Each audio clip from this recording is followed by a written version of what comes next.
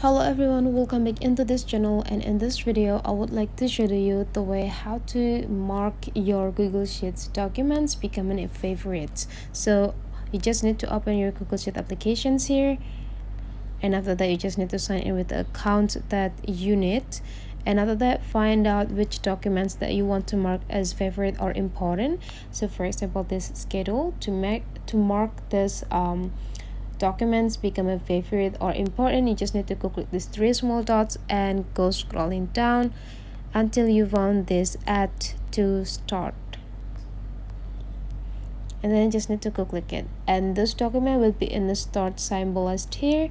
And to find it easily, if you already work with a lot of data, just go click these three straight lines and go into the start, and you will find your important documents right here. So that's the way how to mark your documents become a favorite or important documents. Hopefully this tutorial today is useful for you. So don't forget to leave some comment, like, and subscribe into this channel, and I'll see you for the next video.